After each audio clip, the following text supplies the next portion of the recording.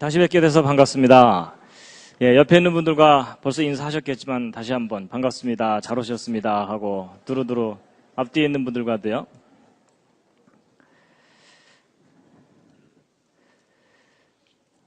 함께 읽으시겠습니다. 시작. 땅과 거기 충만한 것과 세계와 그 중에 거하는 자가 다 여호와의 것이로다. 아멘. 오늘 오신 여러분들을 환영합니다. 제가 오늘도 환영의 뜻으로 꽃을 준비했습니다. 이제 오늘은 11번째 주제인데요. 창세기 1장 1절의 비밀입니다. 함께 읽으시겠습니다. 드디어 이제 오늘 이 창세기 1장 1절을 이제 함께 읽으실 수 있는 기회가 왔습니다. 태초에 하나님이 천지를 창조하시니라 라는 이 말씀인데요.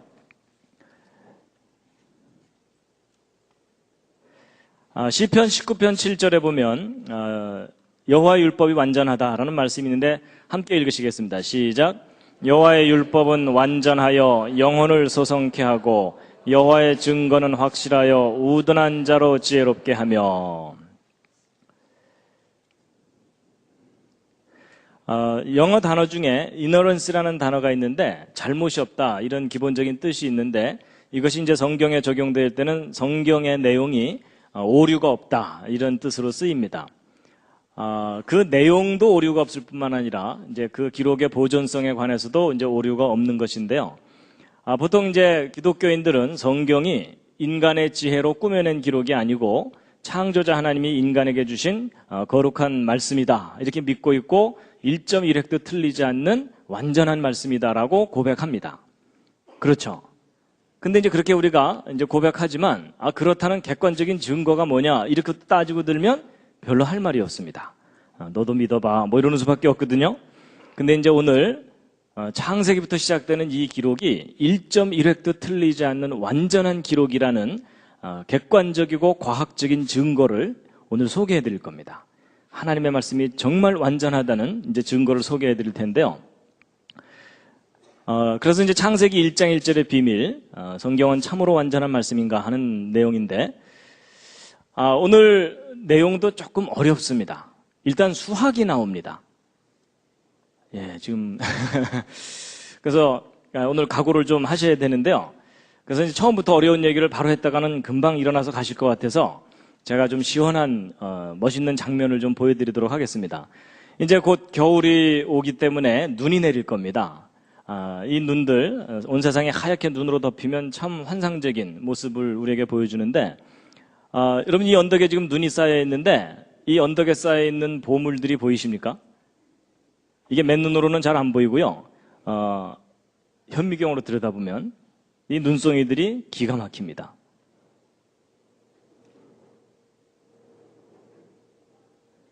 아마 눈을 이렇게 자세하게 보실 기회가 별로 없으실 겁니다. 현미경으로 실험실에서 들여다봐야만 저렇게 보이는 거거든요. 그래서 이제 이 눈송이들이 자랄 때 아주 작은 결정체가 점점 시간이 지나면서 이렇게 크게 이렇게 자라게 됩니다. 눈송이를 좀 감상을 하시겠습니다.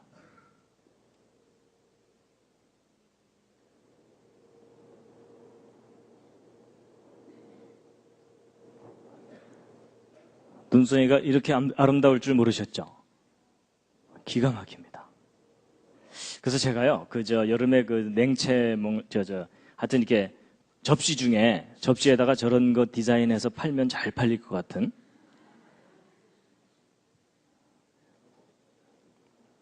이렇게 디자인되어 있는 접시 하나씩 사시지 않겠습니까? 보통 눈송이를 일반 현미경으로 들여다보면은 이렇게 보이는데 이걸 입체 구조를 볼 수 있는 전자현미경이 있습니다. 전자현미경으로 눈송이를 보면은 이렇게 보입니다. 눈의 입체 구조입니다. 그 모습이 참 다양합니다.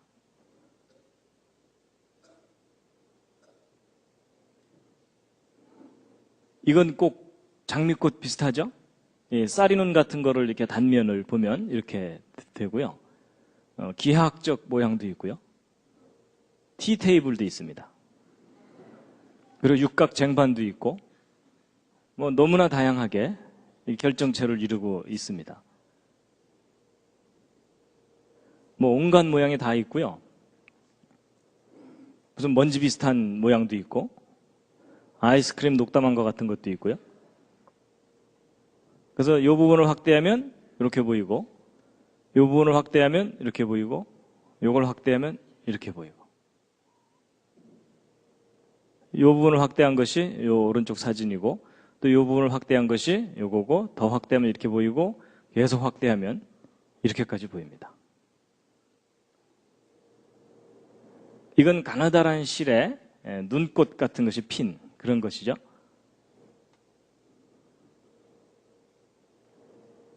기가 막힙니다. 이런 거 하나 이렇게 브로치 만들어서 딱 달면요.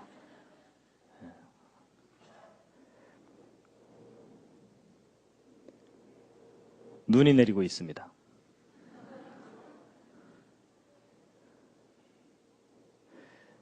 그런데 여러분, 이 언덕에 쌓여있는 이 눈송이들 중에 똑같은 모양을 하고 있는 게 하나도 없다는 거 아십니까?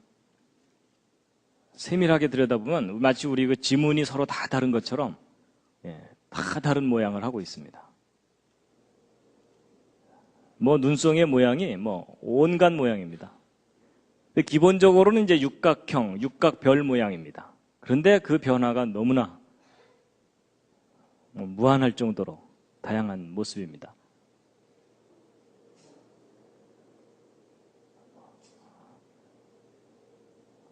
너무나 아름답죠.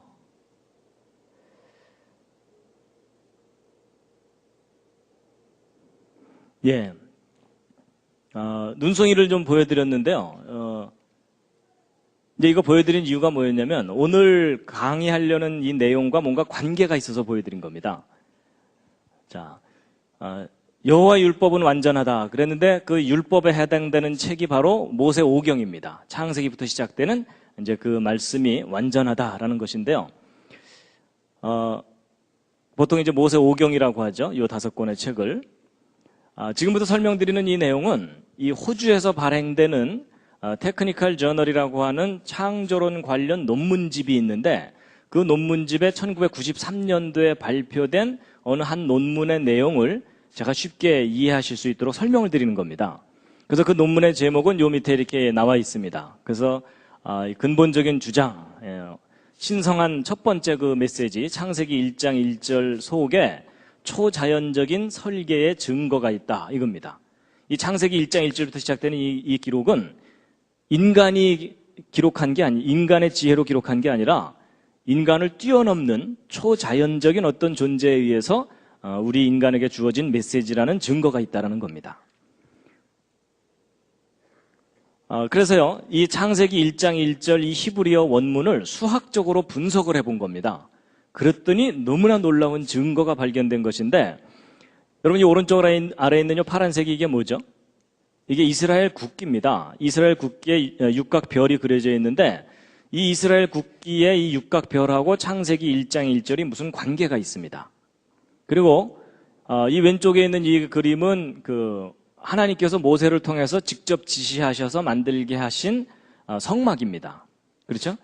근데 이 성막하고 창세기 1장 1절도 무슨 관계가 있습니다. 그래서 오늘 이런 것들에 관한 비밀을 이제 알려드릴 텐데요. 여러분, 창세기 1장 1절 이 메시지를 수학적으로 분석한다는 말이 언뜻 이해가 잘 안 되시죠? 그렇죠? 그런데 이 히브리어는 이 수학적 분석이 가능한 문자입니다. 그래서요, 히브리어 알파벳을 보시면 모두 22개가 있는데, 그 22개의 알파벳마다 각 알파벳마다 고유한 숫자 값들이 붙어 있습니다. 여러분, 영어에 A, B, C, D에 숫자 값 붙어 있지 않죠? A는 1, B는 2 이런 거 없죠? 우리말 기억, 니은, 디귿도 마찬가지고. 근데 이 히브리어는 알파벳마다 고유한 숫자 값이 이렇게 있어가지고 1부터 10까지, 10에서 100까지, 100에서 400까지 숫자 값이 있어서 알파벳이 곧 숫자입니다. 그래서 이런 것들은 이제 알파 뉴메릭 시스템이라 그래서 문자가 숫자 값을 갖고 있다, 그렇게 하거든요. 근데 이런 구조를 가지고 있는 문자가 히브리어만 있는 게 아니고 헬라어, 라틴어 이런 것들이 숫자 값을 갖고 있는 문자들입니다. 알파벳들입니다. 그 중에 가장 독특한 것이 이 히브리어입니다. 그래서 이제 이 히브리어 알파벳에 숫자 값이 있는 것에 대한 실제 예가 성경에 나옵니다. 어디에 나오냐면 여러분 마태복음 1장을 읽어보면 거기 예수님의 족보가 맨 처음에 나오죠. 그래서 아브라함과 다윗의 자손 예수 그리스도의 세계라 이러면서 예수님의 족보가 쫙 나오는데, 이제 보통 사람들이 성경 한번 마음 먹고 읽어보려고 그러다가 구약은 두껍고 신약부터 읽어보자 이러고서 신약을 딱 펼치는 순간 이 족보가 나오는 바람에 포기하는 경우가 참 많습니다. 그렇죠? 근데 이제 예수님의 족보가 이렇게 길게 나오다가 17절에 그 족보에 대해서 요약이 되어 있는데 함께 한번 읽어보시겠습니다. 시작. 그런즉 모든 대수가 아브라함부터 다윗까지 14대요 다윗부터 바벨론으로 이거할 때까지 14대요 바벨론으로 이거한 후부터 그리스도까지 14대러라. 그래서 여러분 이 예수님의 족보에 14라는 숫자가 3번이나 반복해서 나오죠. 이제 보통 사람들이 마태복음 이렇게 읽다가 뭐 14라는 숫자가 3번이나 나오네 이러면서 그냥 넘어가거든요. 근데 여러분 저 14라는 숫자가 3번이나 반복해서 나오는 이유가 있습니다. 그게 왜 그러냐면 여러분 이 예수 그리스도가 다윗의 자손이라는 것을 강조한 거거든요. 여러분 이 14라는 숫자가 뭐하고 관계되어 있냐면 다윗이라는 이름과 관계되어 있습니다. 여러분 다윗을 히브리어로 표기하면 다위드 이래서 영어로 따지면 DWD거든요. 근데 요것에 해당되는 숫자 값을 여기서 찾아보면 4, 6, 4죠. 요걸 싹 더하면 어떻게 됩니까? 그게 14가 됩니다. 그래서 다윗이라는 이름의 숫자 값이 14입니다. 근데 여러분과 저에게는 생소하지만 이스라엘 사람들에게는 저 정도는 상식입니다. 그러면 이 14라는 숫자가 바로 다윗이라는 이름과 관계된 숫자라는 거거든요. 그러면 이제 왜 14라는 숫자를 3번이나 반복해서 썼는지 그 비밀이 풀립니다. 여러분 마태복음은 누구를 위해서 쓴 복음서냐면 이스라엘 사람들을 위해서 쓴 복음서입니다. 근데 이 이스라엘 사람들에게 예수 그리스도가 메시아라는 것을 소개를 해야 되는데 이스라엘 사람들은 워낙 전통과 족보를 목숨처럼 귀하게 여기기 때문에 이 족보도 없는 집안에서 메시아가 올 거라는 걸 용납을 못합니다. 그래서 그 이스라엘 사람들한테는 족보 얘기부터 해야 마음을 엽니다. 그래서 이 예수 그리스도가 평범한 가문 출신이 아니라 아브라함의 후손일 뿐만 아니라 다윗의 후손이다라는 겁니다. 근데 다윗의 후손이라는 게 무슨 말이냐면 왕족이라는 뜻입니다. 다윗의 후손들이 대대로 왕을 했거든요. 그러니까 이분은 왕이 될 만한 자격이 있는 분이다라는 걸 먼저 얘기를 해주는 겁니다. 그러니까 제발 좀 마음 좀 열어라 뭐 그 얘기입니다. 그런데 바로 이스라엘 사람들의 조상인 아브라함부터 시작해서 아브라함부터 다윗까지 14대, 거기서 바벨론까지 14대, 거기서 예수님까지 14대니까 다윗이라는 이름의 숫자 값으로 3번 이렇게 내려온 존재이기 때문에 평범한 존재가 아니다. 바로 예언된 그분이다. 라는 걸 나타내기 위한 겁니다. 이해가 되시죠? 그래서 이제 결국 이 14라는 숫자가 이 다윗이라는 이름과 관계된 거다라는 걸 이제 알게 되면 풀리거든요.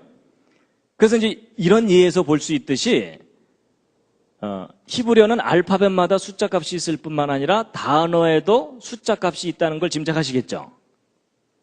그래서 이제 성경 구약에 있는 히브리어 원문은요 모든 단어마다 고유한 숫자 값이 있습니다. 그래서 이 히브리어가 숫자 값을 가지고 있다는 것이 어떤 역할을 하냐면요, 성경 원문을 옮겨 적을 때 제대로 옮겨 적었는지 검증하는 방법이 뭐겠습니까? 옮겨 적고 나서 숫자 값 다 합산해보면 1이라도 틀리면 중간에 한 글자 틀린 겁니다. 한 글자 이상. 그래서 성경을 완벽하게 옮겨 적는 데 결정적인 기여를 하는 그런 겁니다. 그래서 구약 성경이 완벽하게 보존된 이유 중에 하나도 이 수학적인 속성 때문에 그런 겁니다. 그래가지고 한 가지 참고로 더 말씀드리면요, 여러분 예수, 이제 우리말로는 예수고 영어로는 지저스죠. 근데 그것을 헬라어로 표기를 하면 여러분 신약 성경은 헬라어로 표기가 돼 있죠. 그래서 예수라는 이름은 미리 예언된 이름입니다. 그렇죠? 아들을 낳으리니 이름을 예수로 하라 이렇게 해서 미리 예정돼 있는 이름이거든요. 근데 예수라는 이름을 헬라어로 표기하면 이렇게 되는데 요 헬라어 알파벳의 숫자값, 고유한 숫자값들을 일일이 다 찾아서 이걸 싹 더해보면 예수라는 이름의 숫자값이 재미있게도 어떤 숫자가 나오냐면 888이 나옵니다. 평범한 숫자는 아니죠? 근데 뭐 우연히 저런 거 아니냐 이렇게 생각하실지 모르지만 이제 뒷얘기를 다 들어보시고 나면 이게 절대로 우연이 아닙니다. 저렇게 수학적으로 예수님의 이름이 이미 디자인이 돼 있었던 겁니다. 그래서 이 헬라어도 이제 숫자 값을 갖고 있고, 그래서 여러분 계시록에 보면은 이 888과 비슷한 숫자가 하나 나오죠. 그게 뭡니까? 666이 나오죠. 그래서 총명이 있는 자는 그 수를 한번 세워보아라, 이런 내용이 나오잖아요. 그래서 그 수도 바로 이제 이런 것과 관계된 그런 수입니다. 그래서 이제 이 창세기 1장 1절에 있는 이 기록을 이제 수학적으로 다 분석을 한 건데, 여기 이제 알파벳마다 숫자 값이 이렇게 있거든요. 그래서 이 표에서 이 숫자 값을 다 찾아가지고 각 알파벳의 숫자 값을 딱 이렇게 찾은 다음에 요걸 싹 더하면 그 단어의 숫자 값이 되는 겁니다. 그래서 이 7개의 숫자를 이제 계산을 해서 찾아낸 거고요. 그래서 이 7개의 숫자를 분석해 보고 나서 깜짝 놀란 겁니다. 창세기 1장 1절이 완벽하게 설계된 메시지라는 걸 알게 된 겁니다. 근데 일단 우리는 창세기 1장 1절 오늘 한번 이제 읽어보시겠습니다. 자, 자세를 바로 하시고요. 예전에는 이 성경 함부로 못 읽었습니다. 목욕 재개하고 읽었어야 되는데 오늘 특별히 봐드리겠습니다. 이제 히브리어는 요 굵은 글씨가 자음이고요. 요 밑에 있는 점같이 생긴 것들이 모음입니다. 근데 이제 모음은 처음부터 없었어요. 나중에 이제 그 보음을 붙였기 때문에 원래 원문은 자음만으로 이제 기록되어 있습니다. 그래서 제가 이제 이 자음과 모음의 발음을 영어로 비슷하게 이렇게 써놨습니다. 근데 요 밑에 있는 건 나중에 보시고요. 일단 한번 읽으시겠습니다. 제가 발음이 별로 신통치 않지만 따라서 한번 해보시죠.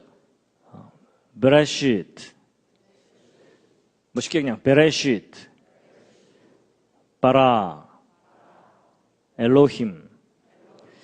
어디선가 들어보셨죠? 그렇죠? 예, 엘로힘. 그 다음에 에트, 하샤마임, 베에트. 요게 이제 W인데도 여기에 독일식 발음을 해서 베 이렇게 읽는다고 합니다. 예, 베에트, 하아레츠. 어떻게 좀 감동이 오십니까? 거의 머리털 나고 처음 읽으시잖아요. 대부분의 사람들이요. 예. 2번 읽고 외우시겠습니다. 자, 한번 따라 읽으시겠습니다. 베라시트, 바라, 엘로힘, 엣, 하샤마임, 베트, 하아레츠. 그래서 여러분 이 뜻은요, 이 베라시트 제가 밑에 다 써놨습니다. 태초에. 바라라는 단어는 창조하셨다. nothing에서 something을 창조할 때 쓰는 단어입니다. 그 다음에 엘로힘, 전능자 하나님입니다. 하나님의 가장 고유한 이름은 여호와입니다. 그렇죠? 그런데 이제 엘로힘은 전능자 하나님이라는 그런 의미입니다. 그 다음에 에트는 어떤 목적을 나타내는 단어의 앞에 붙이는 건데요. 여기는 요 샤마임이 하늘입니다. 요 앞에는 요 하는 영어로 따지면 정관사 더입니다. 그래서 하늘을 이렇게 돼 있습니다. 그리고 요 베트 할 때 요 뒤에 있는 요 에트는 요 앞에 있는 에트하고 똑같고 여기 꼬부라진 거 하나 붙어 있죠. 요게 영어로 따지면 end입니다. 그리고 이제 아레츠가 땅이고 요 앞에 있는 요 하는 정관사 더입니다. 그래서 태초에 창조하셨다 하나님께서 하늘을 그리고 땅을 이렇게 돼 있습니다. 그래서 우리말 성경은 천지를 하고 한 단어로 돼 있는데 히브리어는 하늘, 땅이 이렇게 나눠져 있습니다. 그래서 한 번 더 읽고 외우시겠습니다. 자, 2글자씩 읽겠습니다. 베레시트 바라 엘로힘 엣 하샤마임 베엣 하아레츠. 자, 한번 읽어보시죠. 혼자서.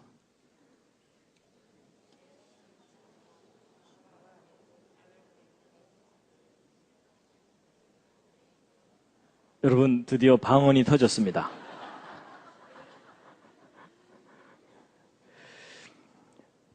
다 같이 한번 읽어보시겠습니다. 시작. 베레시트 바라 엘로힘 엣 하샤마임 베엣 하아레츠. 예, 이제 바로 이제 이렇게 되는데요. 자, 여러분 이 창세기 1장 1절을 이게 이 숫자들을 수학적으로 분석한다라고 하면 이제 어떤 분들은 좀 저건 좀 이상하다 이런 생각이 드실 거예요. 뭐냐면 여러분 우리말 한글 맨 처음 훈민정음 창제됐을 때에도 사이시옷, 아레야 이런 거 있었죠. 근데 그게 중간에 없어졌잖아요. 근데 마치 그런 것처럼 이 히브리어 알파벳 22개도 원래 22개가 아니고 한 25개 됐는데 중간에 몇 개가 빠져나가거나 이러면은 이 숫자 값들이 다 틀려지게 되죠. 그럼 저 숫자 값들이 시대마다 자꾸 틀려진다면 이 창세기 1장 1절을 수학적으로 분석한다는 게 의미가 있겠어요? 없겠어요? 그게 의미가 없습니다. 그래서 우리가 이제 먼저 뭘 좀 확인해 봐야 되냐면 이 히브리어 알파벳 22개와 그 순서와 개수가 정말 변함이 없었는지 고유한 것인지를 확인 좀 해봐야 됩니다. 그래서 이제 그 확인을 좀 시켜드리면 이런 게 있습니다. 그러면 시편 111편 같은 경우 우리말 성경으로 읽으면 내용은 참 좋은데 번역을 해놨기 때문에 시의 운율이라든지 이 시적인 규칙성이 다 깨져 있습니다. 그렇죠? 그런데 이 시편 111편 원문을 보게 되면은 여러분 히브리어는 이제 시는 이렇게 행으로 돼 있잖아요. 근데 재미있는 것이 각 행의 첫 번째 단어의 첫 번째 알파벳을 쭉 따라가 보면 이게 무슨 순서냐면 히브리어의 알파벳 순서입니다.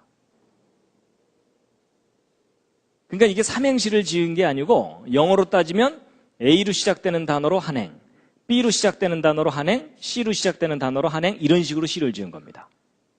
참 신기하죠? 근데 이런 시가 어쩌다 하나 있는 게 아니라 시편 속에 여러 편이 있습니다. 그래서 또 다른 시 중에 시편 34편 같은 경우는 아예 22절로 되어 있는데 이 히브리어 원문을 보면은 각 행의 첫 번째 알파벳을 쭉 따라가 보면 이게 히브리어 알파벳 순서입니다. 그래서 이 시편 중에 가장 독특한 시편이 시편 몇 편이냐면 여러분 시편 중에 제일 긴 시편이 있죠. 몇 편이죠? 119편이요. 그렇죠? 보통 성경 통독 한번 하려다가 시험 드는 곳이잖아요. 거기가. 에?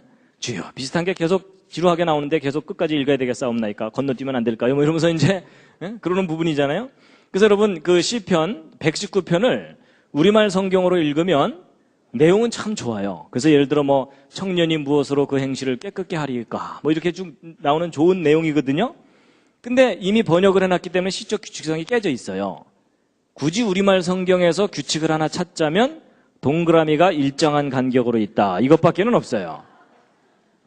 그런데 여러분 이 동그라미가 일정한 간격으로 있는 이유가 있습니다. 그게 왜 그러냐면 히브리어 원문을 보면 어떻게 돼 있냐면 여러분 1절부터 8절까지 맨 처음 첫 번째 알파벳이 다 똑같죠. 그러니까 영어로 따지면 A로 시작되는 단어로 8행을 시를 짓고 B로 시작되는 단어로 8행을 시를 지은 거예요. 이런 식으로 시를 지은 게 시편 119편입니다. 그래가지고 앞에만 보여드리면 아니라 그럴까봐 뒤까지 다 확인시켜드리면요.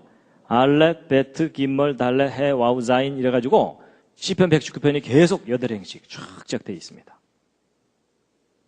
근데 이렇게 계속 보여드리면 어떤 분들이요. 야, 내가 히브리어 모른다고 좀 똑같은 거 계속 보여주는 거 아니냐 뭐 이런 분들이 가끔 계시더라고요. 근데 이제 그게 아니라 이렇게 해갖고 맨 마지막 타우까지 해가지고 8행씩 22개. 그래서 176절입니다. 그래서 시편 119편이 176절인 이유가 바로 이런 구조이기 때문에 그렇습니다. 그래서 이 시편 119편은요, 각 행마다 어떤 단어가 꼬박꼬박 하나씩 들어있냐면 말씀과 관계된 단어가 꼬박꼬박 들어있습니다. 그래서 말씀, 율례, 계명, 법도, 규례 이런 단어가 그래서 시편 119편은 하나님의 말씀을 찬양한 시입니다. 그래서 이제 바로 이런 시들이 지금 보여드린 이런 시들이 한 3,000년 전쯤에 지어진 시들입니다. 근데 3,000년 전에 알파벳 개수와 순서하고 지금 현재 알파벳 개수와 순서가 똑같습니다. 그러니까 아까 말씀드린 대로 이 창세기 1장 1절 히브리어 원문을 수학적으로 분석하는 일이 의미가 있을 수 있겠죠. 예. 그래서 이제 결국 이 창세기 1장 1절에는 이 숫자들을 분석을 한 건데요. 일단 여러분 단어마다 숫자 값이 있다면 창세기 1장 1절 전체 문장도 숫자 값이 있겠죠. 그 숫자 값은 요 7개의 숫자를 싹 더하시면 됩니다.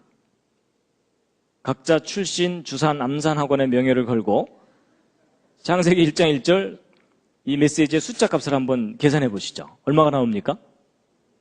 네, 하여튼 그건 따로 한번 계산해 보시고요. 자, 지금부터 1분을 드리겠습니다. 1분을 드릴 테니까 이 7개의 숫자를 유심히 보시면서 저 속에 뭔가 특별한 계시가 들어있지 않는가 한번 관찰해 보시기 바랍니다.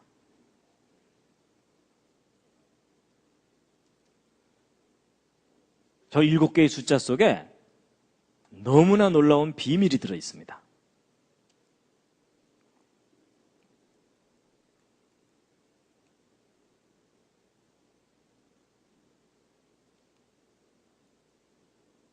혹시 뭔가가 보이는 분들은 손을 한번 이렇게 들어주시면.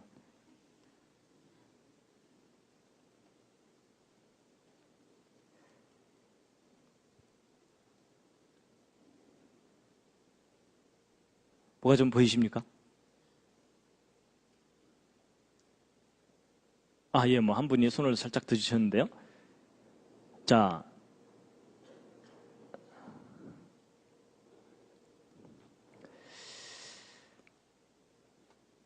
뭐가 보이신 분? 뭐가 좀 특별한 게 보인다? 거의 없으실 겁니다. 예, 이거 하루 종일 봐도 안 보입니다. 자, 그런데 이제 보세요. 아주 기본적인 것부터 한번 차근차근 생각해 보겠습니다. 여러분이 7개의 숫자를 딱 보는 순간 저 속에 뭔가 특별한 게 들어있겠구나라는 생각이 드는 그런 숫자들입니까? 아니면 그냥 평범한 숫자들처럼 보이십니까? 그냥 평범한 숫자들처럼 보이시죠? 저 속에 뭐 특별한 게 들어있을 거라고 생각이 안 되시죠? 근데 그 점이 참 중요합니다. 너무나 평범한 숫자들이라 저 속에 뭔가가 들어있을 거라는 걸 아무도 몰랐어요. 그런데 놀랍게도 저 평범한 저 숫자들 속에 하나님께서 기가 막힌 비밀을 넣어두셨거든요. 여러분 옆에 있는 분 한번 살짝 보시죠.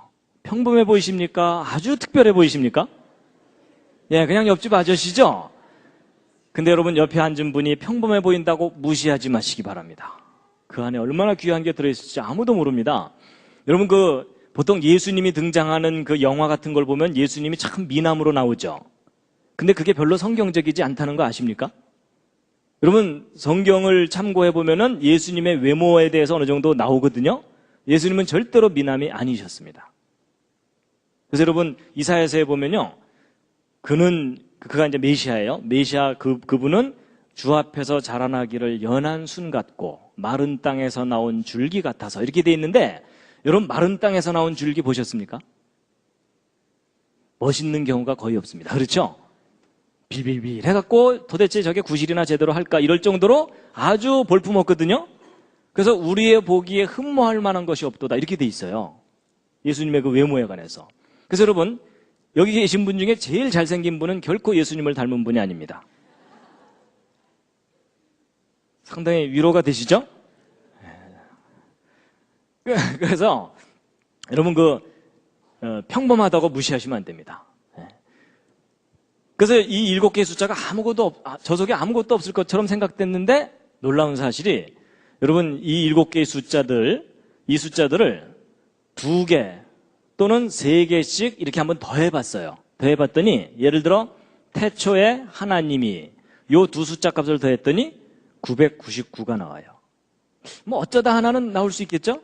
그런데 창조하셨다 하늘을 요 세 단어의 숫자 값을 더했더니 또 999가 돼요.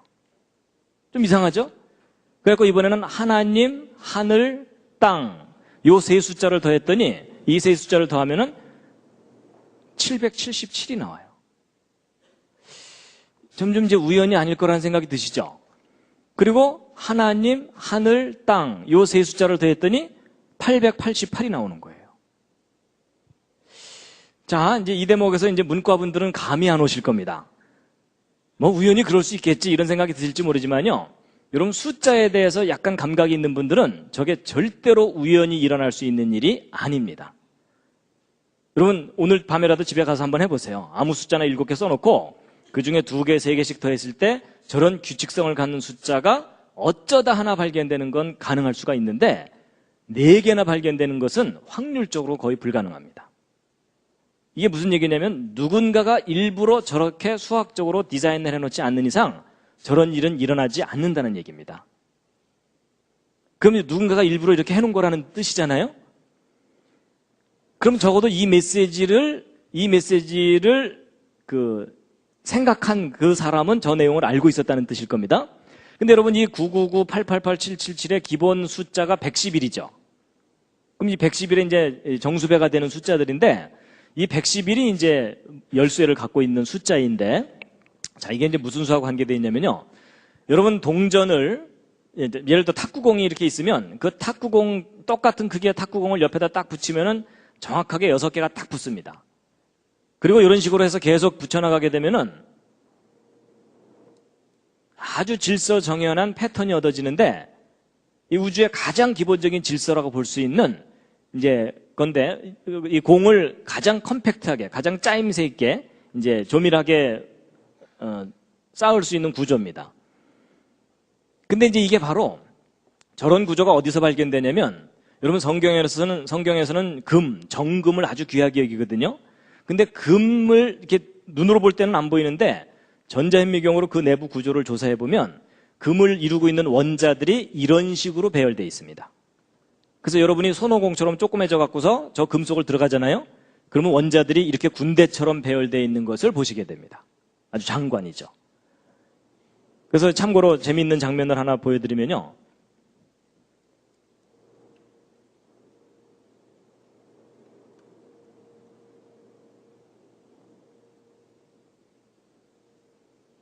여러분 이게 이제 금 원자 배열이거든요. 근데 이런 질서정연한 패턴들이 조화를 부립니다.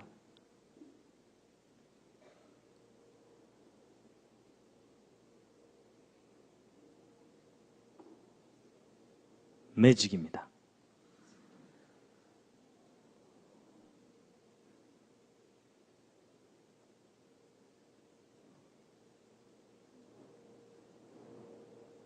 어지러우시죠?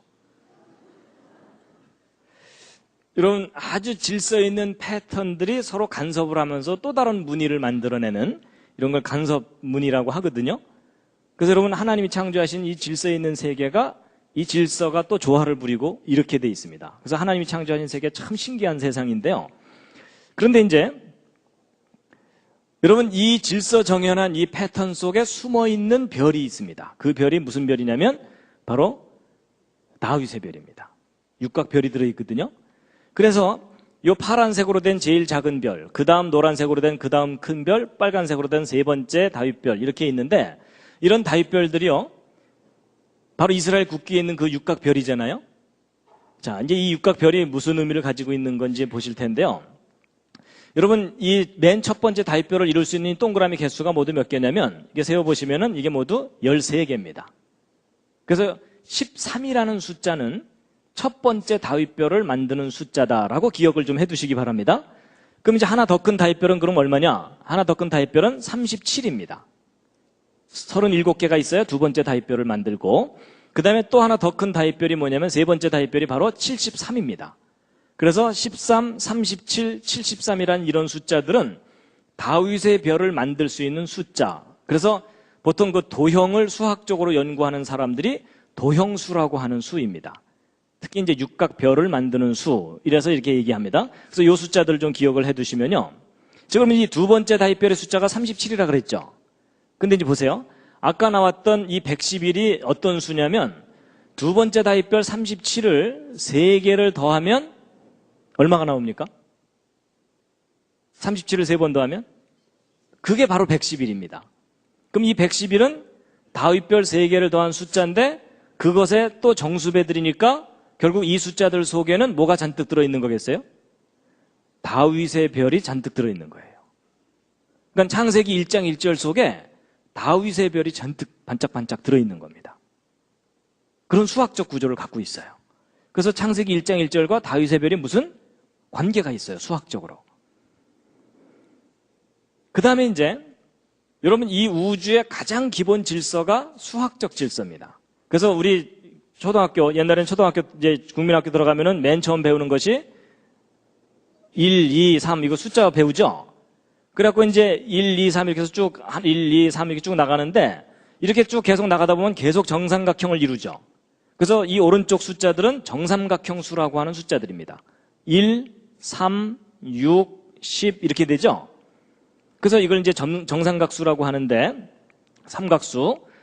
근데 이제 아까 여러분 창세기 1장 1절 이 7개의 숫자를 싹 더하면 얼마가 됩니까?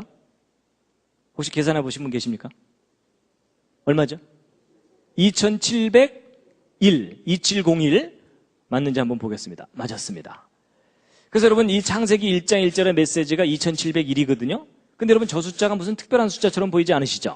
근데 이 숫자가 아주 특별한 숫자인데 무슨 수냐면 여러분 1부터 계속 정삼각형을 이루어 나가면 73번째 정삼각수입니다. 2701이. 그럼 이게 무슨 말이냐면 이 중에 1이라도 빠지거나 1이 더 들어가면은 정삼각형이 안 된다는 뜻이죠. 정확하게 73번째 정삼각수예요. 그래서 창세기 1장 1절 메시지의 숫자 값이 정삼각형을 이루고 있는 거예요. 근데 이제 이것만 얘기해드리면 뭐 우연히 그럴 수도 있지 이러실까봐 제가 하나 더 보여드리면 여러분 창세기 1장 1절 메시지 중에 제일 뒤에 있는 이 두 단어가 땅을 이렇게 돼 있어갖고 땅의 창조에 관한 것이거든요. 여러분 천지 창조 중에서 땅의 창조가 중요하죠. 안 중요하다고 생각하시는 분들은 지구를 떠나주시기 바랍니다. 여러분 하나님의 창조에 가장 관심이 있는 부분이 땅이에요. 우리 인간이 있잖아요. 그렇죠?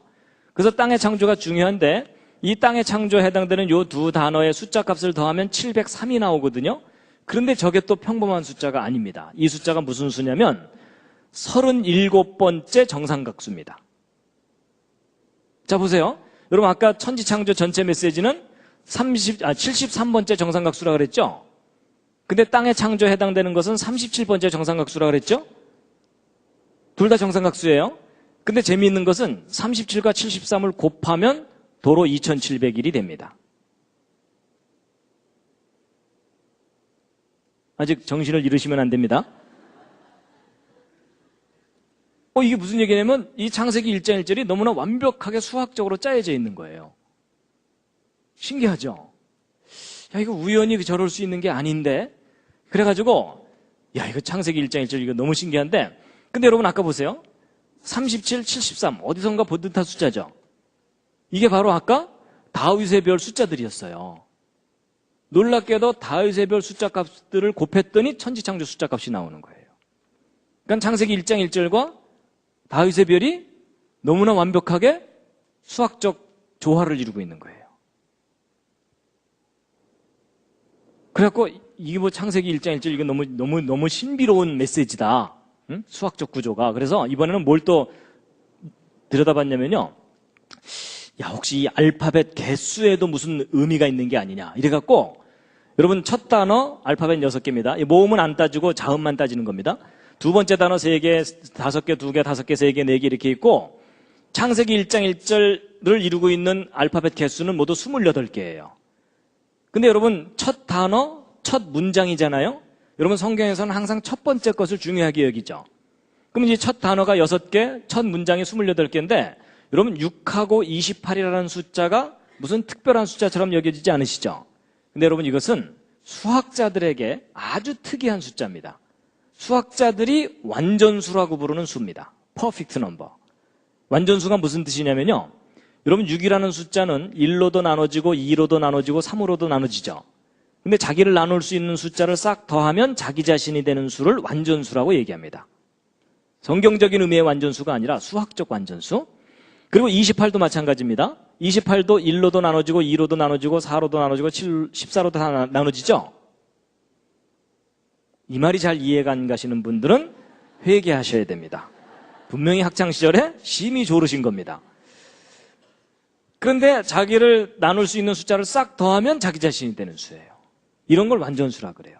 근데 희한하게도 첫 번째 단어의 알파벳 개수와 첫 문장의 알파벳 개수가 둘 다 완전수인 거예요. 그래서 이제 6도 완전수고 28도 완전수니까 어떤 분들도 생각하기를 이게 자주 있는가 보다. 50쯤에도 완전수가 또 있고 100쯤에도 또 있고 자주 있나? 아닙니다.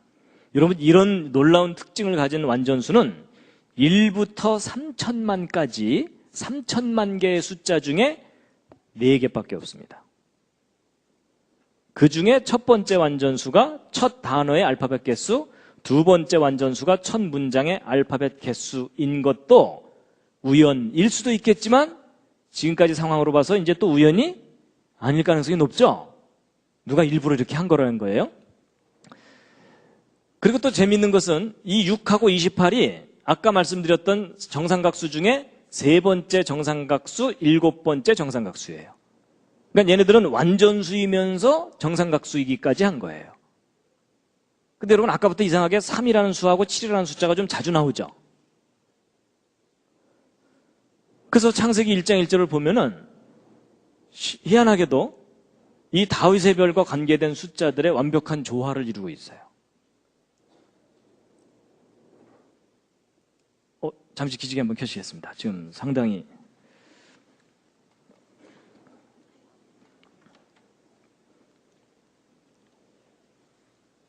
몸 풀고 하겠습니다. 좌양조 하셔서 옆에 있는 분 안마를 좀 시원하게 해드리겠습니다. 좌양조 하셔서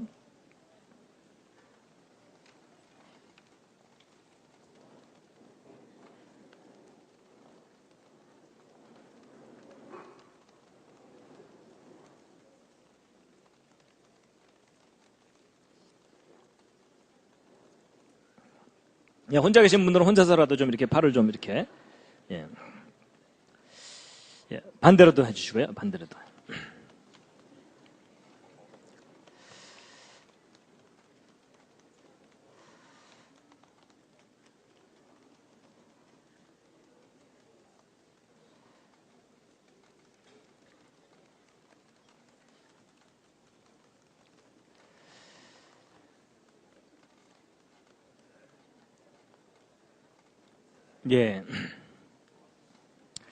그 숫자만 나오면 아무 생각이 없어지는 분들은 오늘 너무 무리하지 마시고요.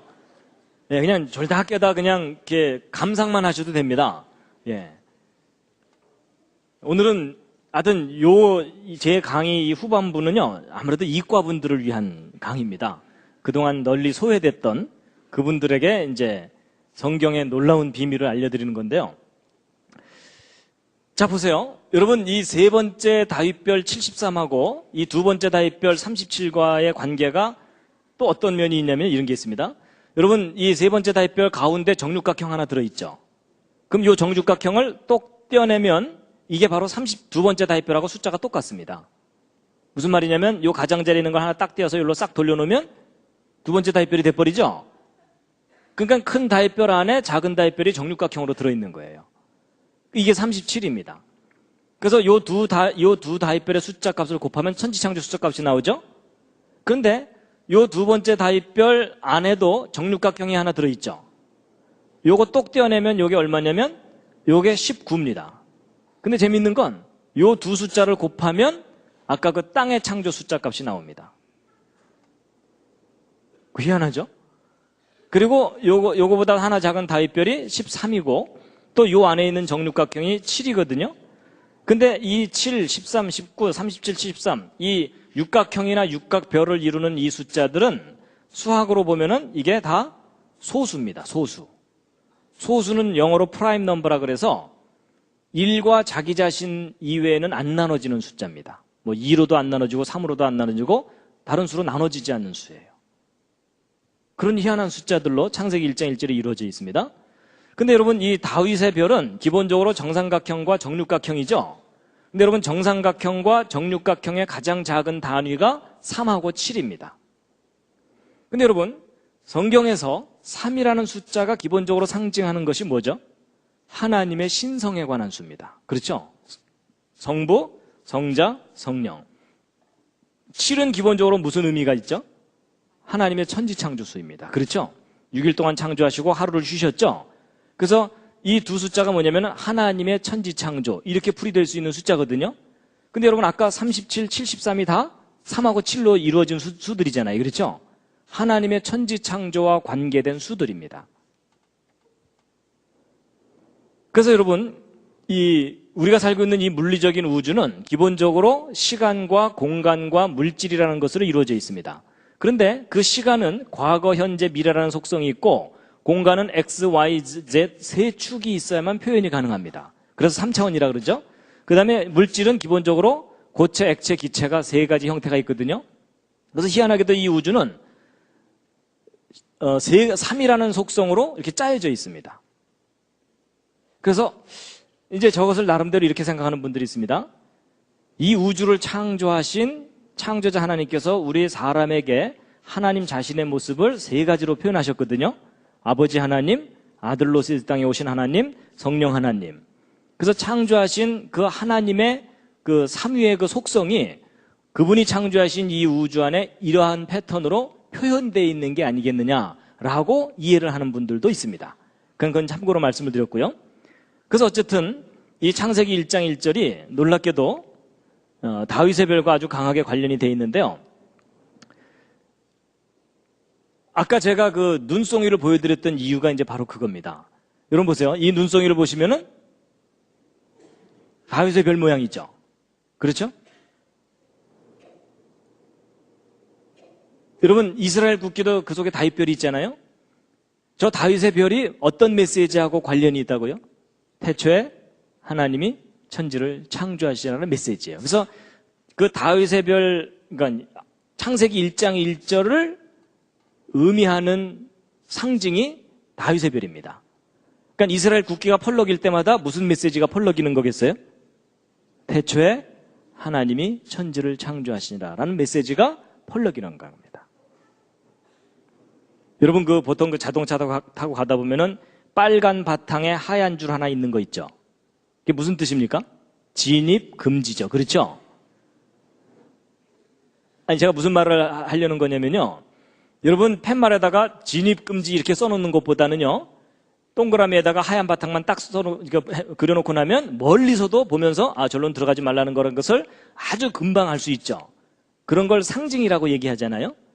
마찬가지입니다. 태초에 하나님이 천지를 창조하시라는 이 긴 메시지를 하나의 상징으로 딱 표현한 상징이 그게 뭐겠습니까? 그게 다윗의 별입니다. 그러니까 우리가 다윗의 별을 보면 어떤 메시지를 떠올려야 돼요? 이걸 이제 이 내용을 알았다면 태초에 하나님이 천지를 창조하시니라. 이제 이해가 좀 되셨습니까? 그럼 여러분 이 눈송이 디자인하신 분이 누구죠? 하나님이시죠. 그럼 하나님께서 저 눈송이 굳이 저런 모습으로 디자인을 하셨잖아요. 그러면 저 눈송이가 우리에게 상징하는 메시지가 뭐겠습니까? 태초에 하나님이 천지를 창조하시니라. 그럼 여러분 겨울에 하늘에서 눈이 내릴 때마다 뭐가 내려오는 거겠어요? 하늘에서 엄청난 메시지가 펑펑 내려오는 거예요. 그럴 줄 모르셨죠? 하늘에서 내려올 때마다. 여러분 이럴 때 쓰는 말이 뭔지 아세요? 귀 있는 자는 들을지어다. 그래서 여러분 금년 이제 곧 첫눈이 내릴 거 아닙니까? 괜히 좋아하지 마시고요. 첫눈이 내릴 때 하늘에서 무슨 메시지가 펑펑 내리겠어요? 태초에 하나님이 천지를 창조하시니라. 그 메시지가 하늘에서 내려오는 겁니다. 여러분 하나님께서 눈송이 만드시면서 얘네들이 왜 자꾸 육각형만 되냐 뭐 이러셨을까요?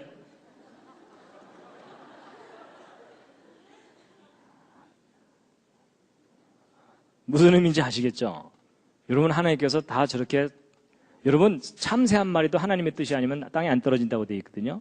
모든 것에는 다 하나님께서 이유를 두셨고 의미를 두셨어요. 눈송이도 그냥 대충 이게 뭐 멋있어 보이네 이러면서 만드신 게 아니라는 얘기입니다. 위대하신 하나님의 창조물입니다. 그래서 보세요. 하늘에서 엄청난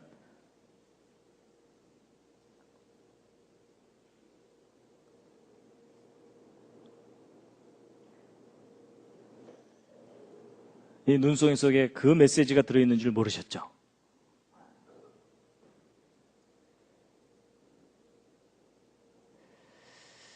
자, 그래서 이제 창세기 근데 자, 여기서 이제 한 가지 이제 꼭 말씀드리고 넘어가야 될 게 하나 있습니다. 뭐냐면 제가 이제 창세기 1장 1절을 이렇게 막 수학적으로 막 이렇게 설명을 드리면 어떤 분들은요 좀 부정적인 생각을 하더라고요. 별 이상한 짓을 다 하네 뭐 이런 반응을 보이는 분들이 실제 있어요. 근데 여러분 이제 이 부분을 차분하게 잘 생각하셔야 됩니다. 여러분 이 창세기 1장 1절 이 메시지가 인간이 꾸며낸 거라면은 좀 이상한 것일 수 있겠지만 창세기 1장 1절 이 메시지는 근본적으로 누가 우리에게 주신 메시지죠? 창조자 하나님이 우리에게 주신 메시지거든요.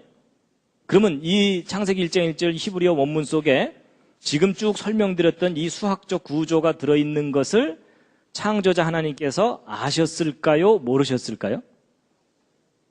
당연히 아셨겠죠. 혹시 모르셨을까요? 모르시고 이제 쫙 선포를 해 두셨는데 나중에 막 수학자들이 저 내용을 막 발견해내니까 하나님 깜짝 놀라셔갖고 저런 게 다 들어있었네.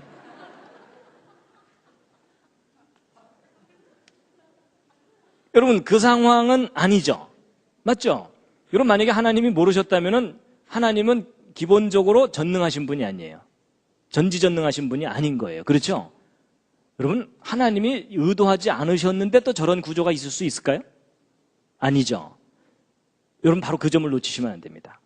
여러분 우리가 차분하게 생각해보면 하나님이 아시는 정도가 아니고 저거 누가 디자인하셨겠습니까? 창조자 하나님께서 하신 일입니다. 그걸 오늘날 수학을 하는 사람들이 발견해낸 것일 뿐이고요. 그럼 우리가 이상하다고 생각할 게 아니라 왜 하나님께서 저렇게 해놓으셨을까를 이제 깨달아야만 됩니다. 맞죠? 예. 왜냐면요, 제가 이런 부분을 안 짚어드리고 제가 어디 가서 강의를 해드렸더니 저거 이단 아니요? 뭐 이러시더라고요. 그래서 이게 잘못하면 오해를 할 수가 있겠구나 싶어서 가장 기본적인 부분을 이제 짚어드린 겁니다. 예. 여러분 하나님이 의도하지 않으셨는데 저런 게 들어있을 수가 없습니다. 조작한다고 저렇게 들어가 있는 게 아닙니다. 조작한다고는 안 됩니다. 인간이 조작한다고 될 수 있는 일이 아닙니다. 자, 그런데 이제 시작입니다. 하여튼 오늘 일찍 집에 돌아가시기는 틀렸습니다. 예, 포기하시고요. 저하고 아예 오늘 이 내용을 끝내고 가셔야 됩니다. 여러분 이 세 번째 다윗별과 두 번째 다윗별 사이의 그 도형적인 관계인데요. 특히 이 두 번째 다윗별 숫자인 37이 참 신기합니다. 육각별도 이루고 있지만 아까 육각형도 이룬다 그랬죠? 그리고 이 팔각형도 37입니다. 여러분 하나의 숫자가 세 가지 도형을 만들거든요. 여러분 하나의 숫자가 한 가지 도형을 이루는 것도 영광인데 세 가지나 이루니까 얼마나 특이해요. 그렇죠? 이런 숫자들끼리 모여갖고 나는 사각형이다, 나는 삼각형이다 이러는데 어느 숫자는 난 아무것도 아니다 이러면 얼마나 쓸쓸해요. 그렇죠? 근데 이 37은 세 개나 이루어요. 그래서 이걸 수학하는 도형을 연구하는 사람들이 삼형수라고 얘기합니다. 이게 형수가 세 사람이 있다 이런 뜻이 아닙니다. 세 가지 도형을 만들 수 있는 숫자다. 그래서 아주 특이하게 여기는데 특히 여러분 그 수학에서 그 숫자를 갖고 이렇게 장난을 치는 일이 있거든요. 숫자의 조화를 이렇게 풀고 그럴 때 중요하게 사용되는 숫자가 37입니다. 근데 이제 37과 73의 도형적인 관계는요. 이 37에다가 테두리를 쫙 두르면 큰 다윗별이 되고 이 육각형에다가 66이 36을 딱 두르면은 이 큰 다윗별이 되거든요. 근데 마치 이 패턴 관계가 6일 동안의 창조와 하루의 안식 뭐 이런 것을 의미하는 게 아닌가라고 해석되는 그런 구조를 갖고 있고 그리고 이제 이 36이라는 숫자, 66이 36이라는 숫자도 평범한 숫자가 아니고요. 여러분 66이 36이니까 정삼각형 수죠. 그러면서도 또 얘는 8번째 정삼각수예요. 그러니까 이런 걸 이형수라 그래요. 바이피규러인 넘버라고.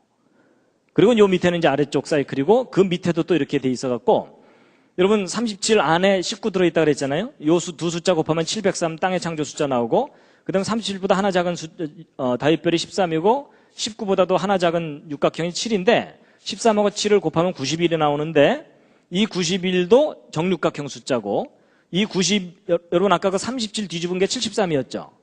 그러면 이 19를 뒤집은 게 91이죠. 근데 이 19도 육각수인데 91도 육각수예요. 그냥 완벽하게 조화를 이루는 숫자들로 짜여져 있고 그 다음에 37과 13을 연결시켜주는 수가 24고 19와 7을 연결시켜주는 수가 12거든요. 근데 여러분 24가 10이라는 숫자도 평범한 숫자가 아니고 저게 성경과 관계된 수들입니다. 저게 구약과 신약에서 공통적으로 나오는 수들이에요. 여러분 12는 구약에서는 뭐가 떠오르세요?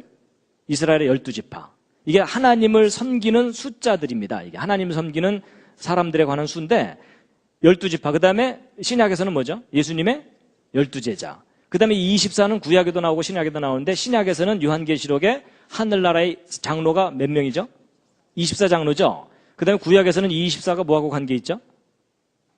제사장. 여러분 다윗왕 말기에 제사 제도를 정비하는데 제사장 팀을 모두 몇 팀을 만들어요?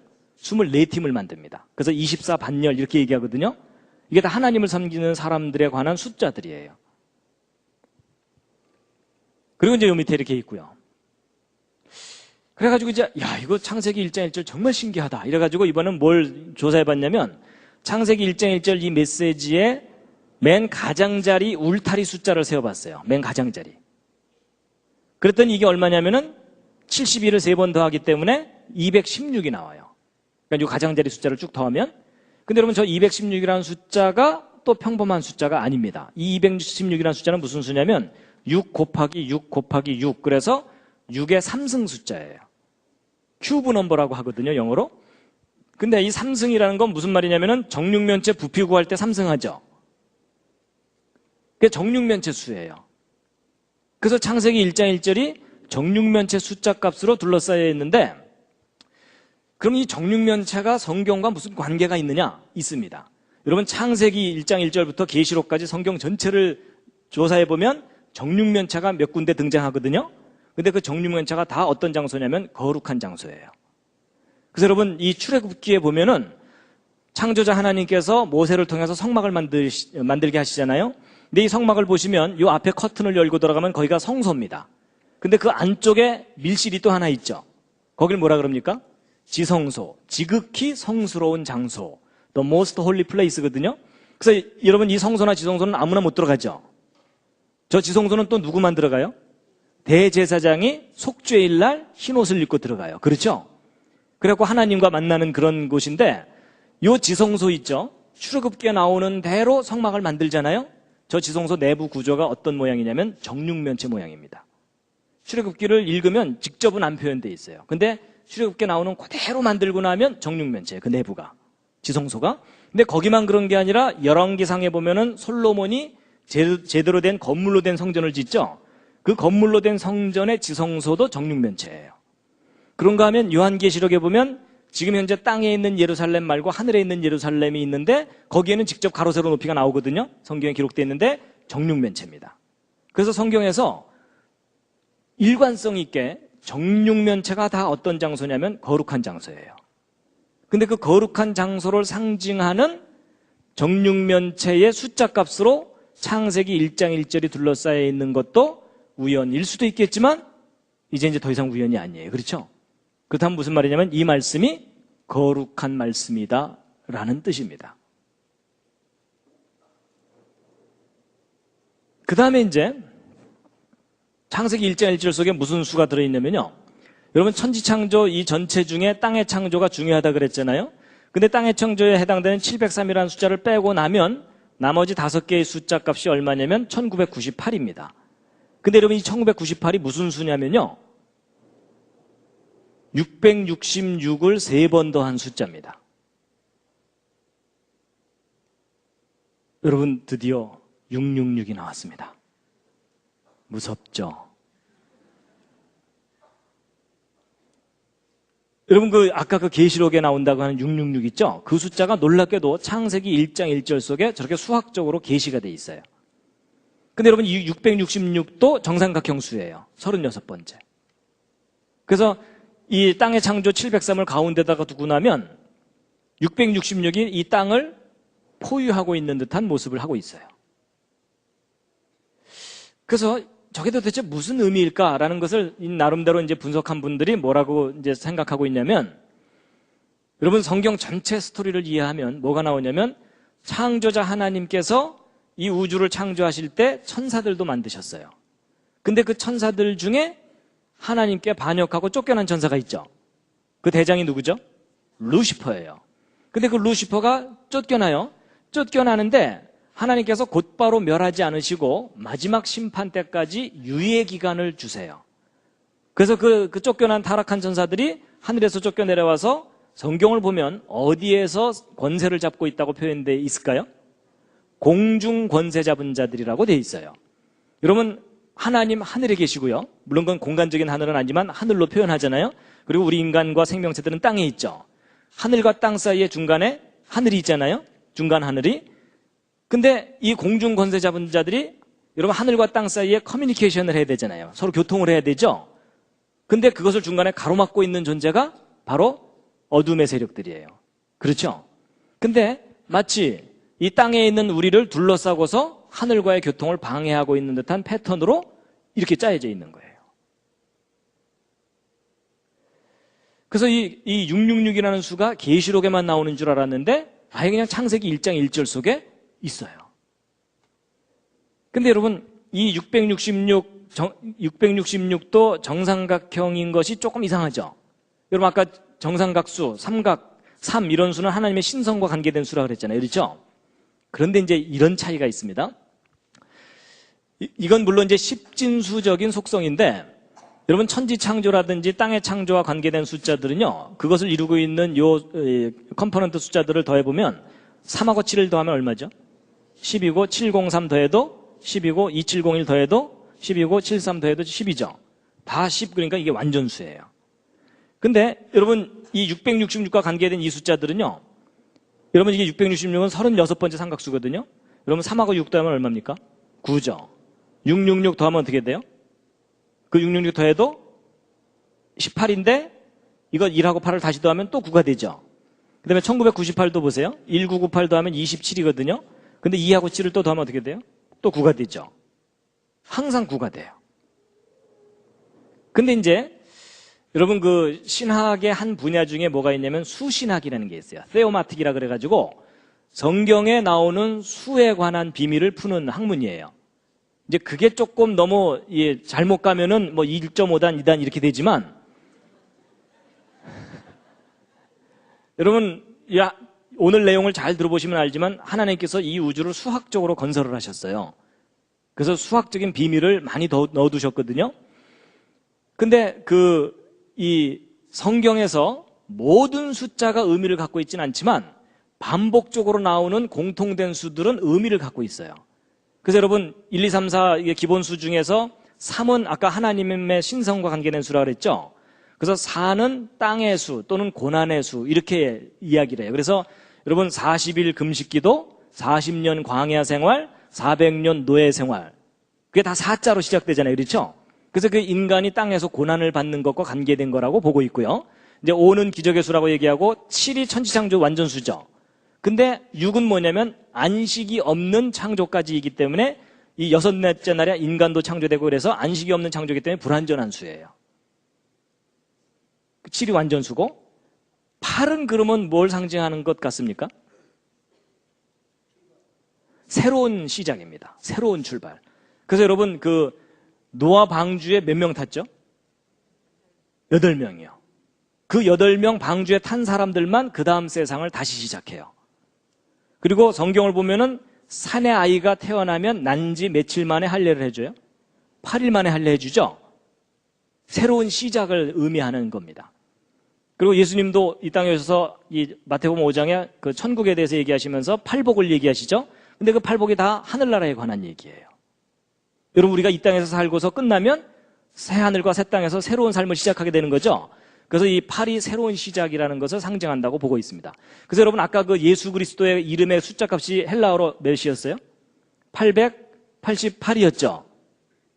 예수 그리스도와 함께하면 새로운 세상을 다시 시작할 수 있다는 것이 상징적으로 그 속에 들어있다고 보고 있어요.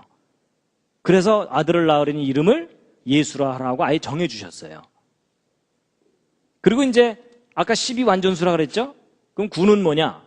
완전하지 못한 불완전한 수예요. 그래서 뭐 반역의 수, 거절의 수 이렇게 이제 의미를 부여합니다.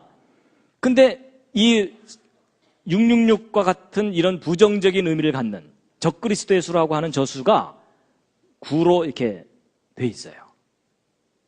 그럼 이게 무슨 말이냐면요. 사탄은요. 하나님 행세를 하는데 완전하지 않아요.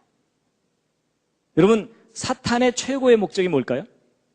하나님이 창조하신 모든 피조물로부터 하나님 대신에 자기가 경배받는 거예요. 그래서 여러분 예수님 시험할 때도 내게 경배하라고 그러잖아요. 그렇죠?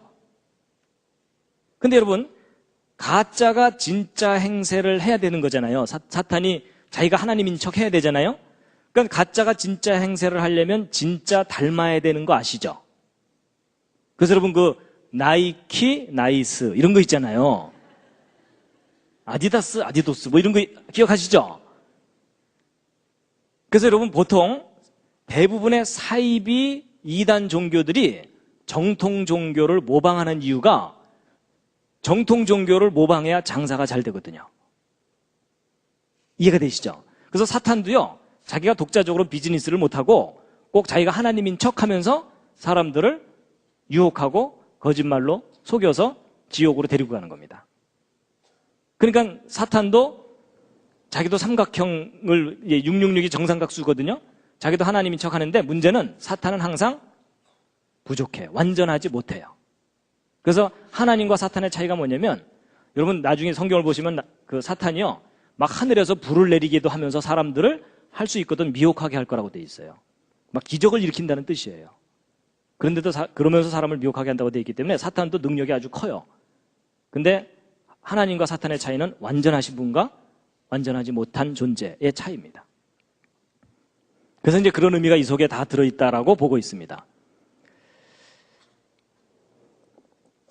자, 이제 여기까지 쭉 설명을 드렸는데, 아직 괜찮으시군요, 상태가.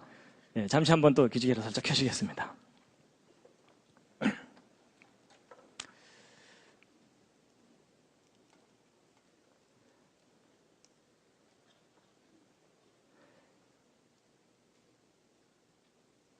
하여튼 중간에 주무셔도 괜찮습니다. 나중에 결론 얘기할 때 깨시면 됩니다.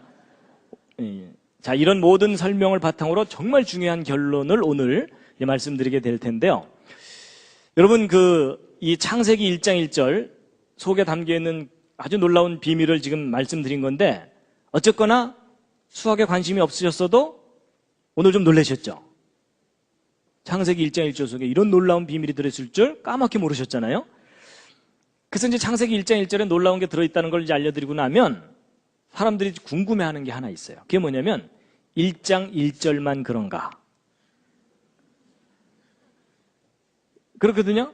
그래서 이제 궁금해하실 것 같아서 제가 그 뒤를 좀 잠깐 보여드리면, 그래서 창세기 1장 2절의 첫 번째 단어의 숫자 값을 조심스럽게 더해봤어요. 무슨 일이 벌어지나?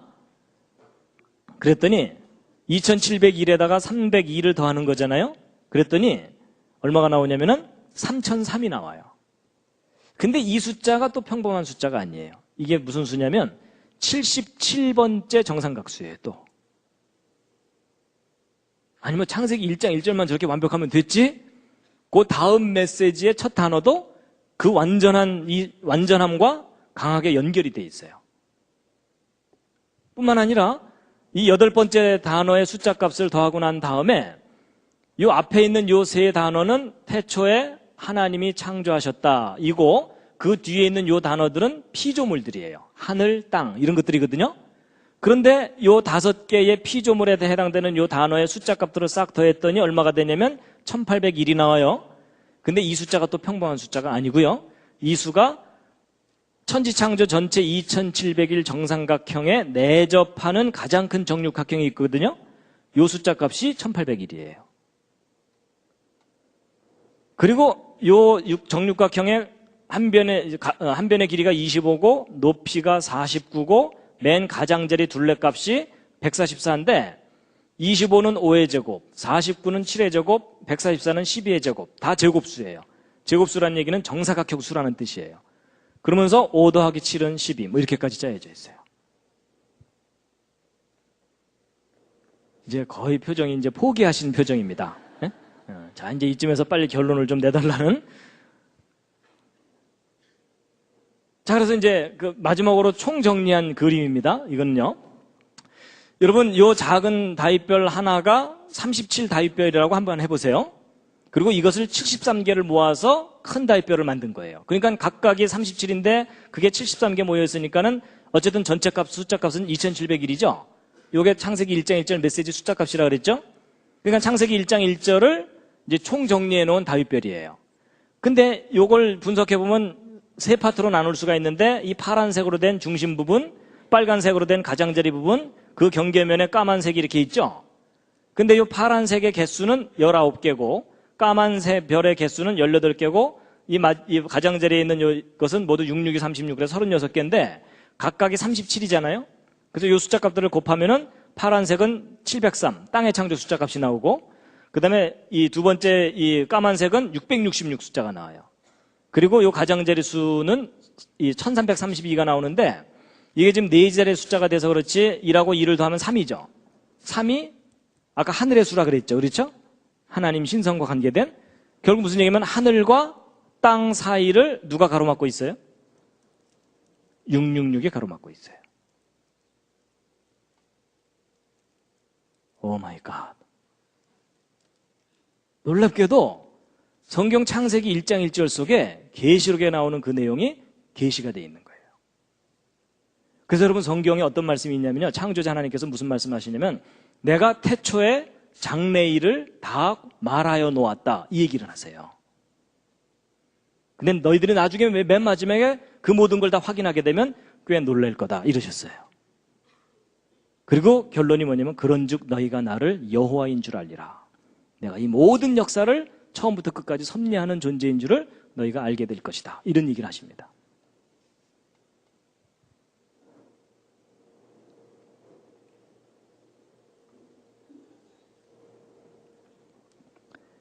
그래서 이제 보세요. 여러분이나 저는 이미 하나님을 믿고 성경을 믿으니까 성경을 귀하다고 생각하잖아요. 근데 여러분 일반 사람들은 일반 이 인본주의적인 교육을 받은 대부분의 사람들은 성경, 특히 창세기를 신화라고 생각해요. 그것도 이스라엘 사람들의 허술한 신화고 중동 지방에 나돌던 여러 신화를 베껴서 나름대로 자기들 신화를 만든 거다라고 그렇게 해석을 합니다. 근데 여러분 허술한 신화라고 생각하는 그 창세기의 제일 첫 번째 메시지가 수학적으로 분석해 보니까 이렇게 완벽해요. 여러분 과학의 가장 기초가 수학이에요. 그렇죠? 그러니까 수학적이라는 말은 과학적이라는 말과 같은 말이에요. 창세기 1장 1절 절대로 허술한 신화가 아닙니다. 자, 여러분 지금까지 이제 설명드린 내용 다 잊어버리셔도 괜찮습니다. 시험 안 봅니다. 시험 안 보는데요. 정말 중요한 요점을 놓치시면 안 됩니다. 그게 뭐냐면요. 여러분 이 창세기 1장 1절에 이 28개의 알파벳으로 된 이 메시지 중에 알파벳 하나라도 빠지거나 다른 알파벳이 끼어 들어가면 이 숫자 값들이 틀려지죠. 근데 여러분 이 숫자 값들이 1이라도 틀려지면 지금까지 여러분들에게 설명드렸던 그 완벽한 구조가 안개처럼 사라져버려요. 맞죠? 알파벳 하나라도 잘못되면. 여러분 혹시 성경 말씀 중에 뭐 떠오르는 말씀 있지 않으십니까? 1.1획이라도. 여러분 2000년 전에 창조자 하나님께서 사람의 모습으로 오셨어요. 예수 그리스도이시죠. 그렇죠? 근데 그 예수 그리스도께서 마태복음 5장에 산상수훈 중에 무슨 말씀을 하시냐면 내가 율법이 뭐냐면 이 모세오경이에요. 그렇죠? 창세기부터 시작되는 율법이나 선지자나 폐하러 온 줄로 생각지 말라. 자, 이제 내가 왔으니까 율법 없던 걸로 치자. 이러려고 오셨다는 게 아닙니다. 폐하러 온 것이 아니고 완전케 하려고 왔다. 그러시면서 그 다음 하시는 말씀이 뭐냐면 내가 진실로 너희에게 이르노니 천지가 없어지기 전에는 이 율법에 이 창세기부터 시작된 이 율법에 1.1획이라도 반드시 없어지지 아니하고 다 이루리라 하신 그 말씀이 사실입니다. 여러분이 창세기부터 시작되는 이 말씀 중에 인간이 마음에 안 든다고 알파벳 하나라도 빼뜨리거나 다른 알파벳을 집어넣게 되는 순간 그 완전한 메시지가 사라져버립니다. 그 완전함이.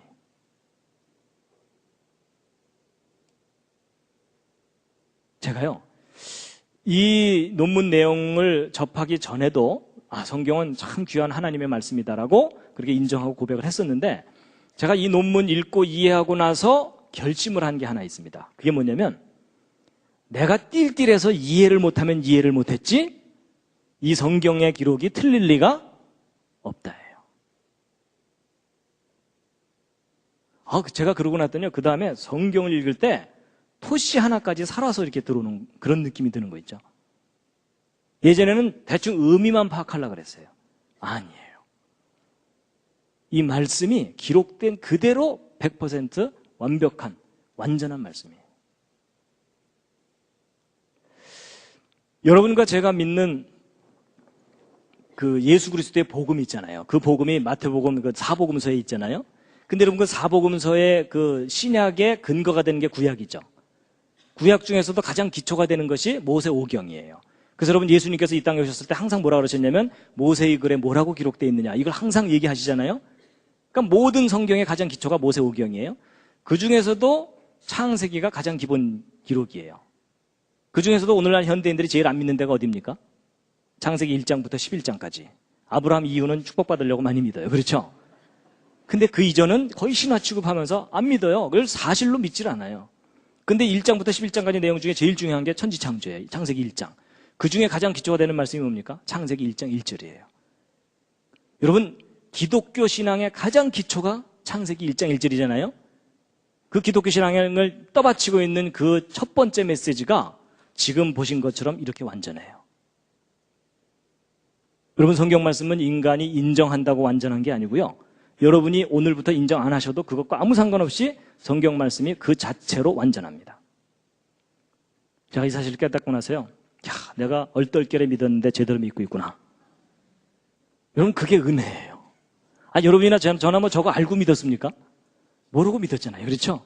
잘 안 믿어지면 믿습니다 하면서 숫자에 힘 많이 주면서 하여튼 버텨왔잖아요. 그렇죠? 그런데 믿고 났더니 제대로 믿고 있는 거란 겁니다. 여러분, 지구상에 있는 그 수많은 종교의 그 경전 중에 이렇게 완전한 메시지가 있으면 한번 가져 나와 보세요. 이건 객관적으로 완전한 메시지. 그래서 여러분, 인간이 태어나서 죽을 때까지 수많은 메시지를 듣고 살아요. 밥 먹어라, 학교 가라 뭐 이러면서 듣고 살잖아요.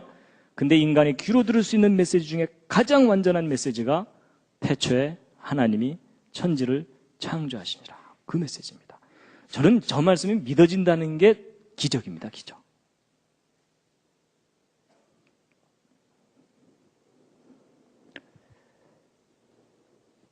함께 한번 읽으시겠습니다. 시작.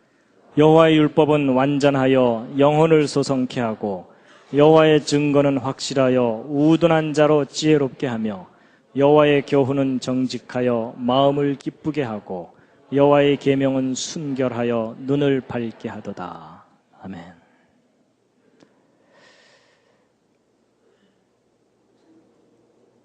여러분, 아까 그 예수님이 하신 말씀 마태복음 5장이요. 함께 읽으시겠습니다. 시작. 내가 율법이나 선지자나 폐하러 온 줄로 생각지 말라. 폐하러 온 것이 아니요 완전케 하려 함이로라. 진실로 너희에게 이르노니 천지가 없어지기 전에는 율법의 1.1획이라도 반드시 없어지지 아니하고 다 이루리라. 그러므로 누구든지 이 계명 중에 지극히 작은 것 하나라도 버리고 또 그같이 사람을 가르치는 자는 천국에서 지극히 작다 일컬음을 받을 것이요 누구든지 이를 행하며 가르치는 자는 천국에서 크다 일컬음을 받으리라. 아멘. 자, 여러분, 창세기 1장 1절의 비유를 이제 말씀드렸는데 감격스럽지 않으십니까? 근데 이제 보너스로 한두 가지 말씀드릴 텐데, 보너스입니다, 이건. 뮤직. 여러분, 피아노 건반 속에 이 창세기 1장 1절에 이 숫자들이 숨어 있는 거 아세요? 오 마이 갓. 여러분, 이게 무슨 말이냐면요. 여러분, 피아노 건반을 보면 여기 도음이 이렇게 있잖아요. 아랫도, 윗도 이렇게 얘기하죠. 그래서 요거 한 간격을 한 옥타브 이렇게 얘기하죠. 근데 여러분, 이 아랫도와 윗도는요, 이 아랫도와 윗도의 음 간격은 인간이 임의로 정하는 게 아닙니다. 여러분, 이 아랫도와 윗도는 무슨 관계가 있냐면 이 아랫도의 진동수의 정확하게 2배가 윗도입니다. 수학 물리적으로 볼 때. 그래서 아랫도의 진동수가 1000이면 윗도는 2000이에요. 그래서 피아노 조율을 하는 게 바로 저거 조율하는 겁니다. 그래서 음은 인간이 발견해낸 거지 인간이 만들어내는 게 아니에요. 이미 우주 안에 있는 질서를 발견했고 그 조화를 이용해서 우리가 음악을 즐기는 겁니다. 그리고 이 도레미파솔라시도도 이거 대충 레라고 하자, 뭐 미라고 하자 이래갖고 정하는 게 아닙니다. 이 음과 음 사이의 완벽한 수학적 질서와 조화를 이루는 음들을 찾아내갖고 그걸로 화음을 이루는 겁니다. 그래서 여러분, 음악이 수학이에요. 그래서 여러분, 컴퓨터가 뭐를 하는 거냐면 수학 계산하는 기계거든요. 근데 음악을 녹음해서 컴퓨터에 집어넣었다가 계산 다 한 다음에 스피커로 빼내죠. 그러니까 음악이 수학으로 들어갔다가 수학이 다시 음악으로 나오는 거예요. 그래서 여러분 음악은 수학이에요. 그렇다고 뭐 음악하는 사람이 수학을 반드시 알아야 된다 그 얘기는 아닙니다. 너무 긴장하지 마시고요. 근데 음악이 수학인 것은 이해를 하셔야 돼요. 그래가지고 여러분 도레미파솔라시도도 정확하게 이제 그걸 찾아내는 거거든요. 음들의 조화를. 그래서 이제 보통 이 하얀 건반과 까만 건반 사이를 반음이라고 보통 얘기하고 이거 하나 건너뛴 걸 오음이라고 얘기하죠. 그래갖고 이제 반음으로 따지면 1, 2, 3, 4 이렇게 숫자가 매겨질 거고요. 오음으로 따지면 하나 건너뛰어야 되니까 하나 건너뛰어서 2, 3, 그 다음에 하나 건너뛰어서 4, 또 건너서 5, 6, 7 이렇게 되겠죠. 그럼 이제 각 옥타브마다 반음 숫자와 온음 숫자가 생기게 되죠. 그래서 그 반음과 온음 사이의 그 숫자, 반음과 온음의 그 숫자를 각 옥타브마다 이렇게 정리해 놓은 겁니다. 그럼 이제 이렇게 된 숫자를 이거 잘 보세요. 근데 이 숫자들을 보시면 아까 제가 창세기 1장 1절을 설명드리지 않았다면 이 속에 무슨 특별한 숫자들이 있는 거를 모르세요. 근데 창세기 1장 1절 얘기를 다 듣고 이해를 하고 나면 여기 잘 보시면 여기 7번째 조합 중에 눈에 띄죠. 37과 73.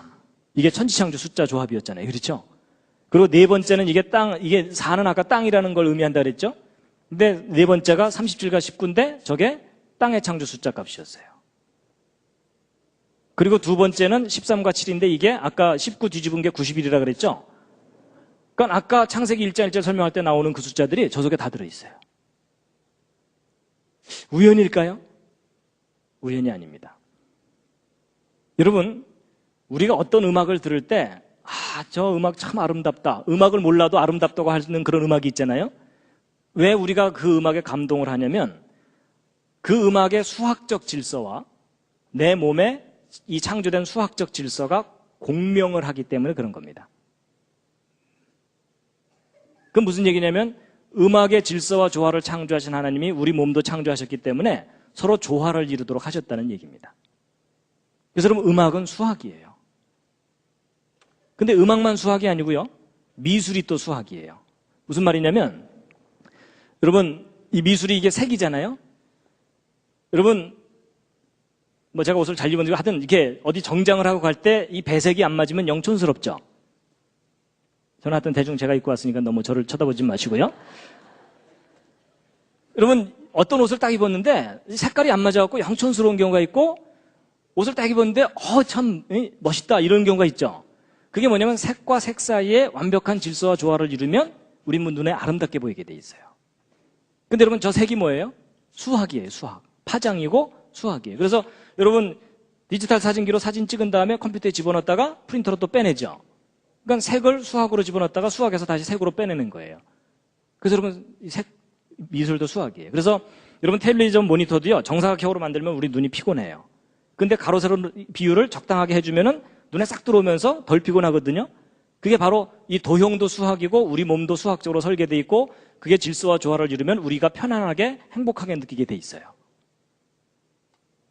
그러니까 하나님께서 이 우주를 수학적으로 설계를 하셨기 때문에 그래서 이런 말까지 하는데 이 좌절감이 드실지 모르겠지만 수학을 모르는 사람은 하나님이 하신 일의 반을 모른다 이렇게 얘기합니다.